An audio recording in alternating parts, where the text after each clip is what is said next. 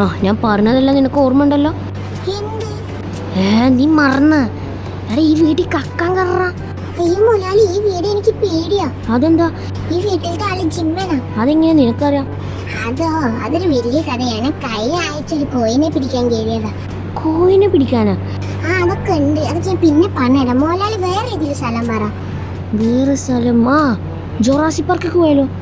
ജോറാസി പാർക്കാ? അതെന്തോന്ന്? അതൊക്കെ ഒരു സ്ഥലമാണ്. നീ വരുന്നുണ്ടോ? ഇല്ലേ? അല്ല, ഞാൻ വരുന്നുണ്ട്. പക്ഷേ ചെറിയൊരു പേടി. ഇങ്ങനെ പേടിക്കാതെ വാ ചിപ്പി. ഇതാണ് ഞാൻ പറഞ്ഞ സ്ഥലം. അയ്യോ ഇതാ? ഇതന്നെ. ഇതിലങ്ങനെ പേടിക്കാനൊന്നുമില്ല. അവിടെ ട്രക്കിങ്ങിന് വരുന്നവരുടെ കയ്യിൽ നിന്ന് എന്തെങ്കിലുമൊക്കെ ചാടിക്കണമെങ്കിൽ അതൊക്കെ നീ എടുത്തേച്ച് പോന്നാ മതി. ഓക്കെ മുതലാളി.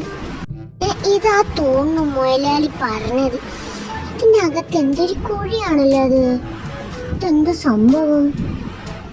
ഇവിടെ ആരെങ്കിലും ഉണ്ടോ? ആരുമില്ല. ഇതെന്തോന്ന് സാധനം?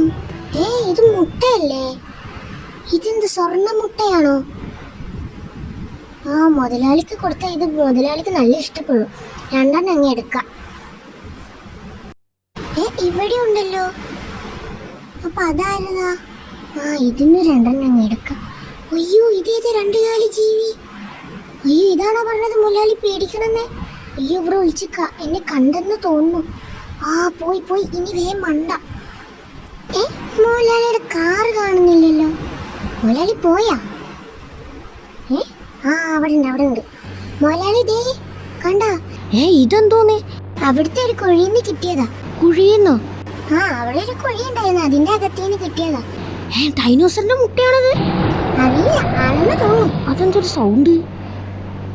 ഇതെന്താ ഇവിടെ വന്നേക്കുന്നേ? അതെ മുതലാളി, ഇതിന്റെ മുട്ടയാ ഞാൻ കൊടുന്നത്. ചതിക്കല്ലേ? ജീവൻ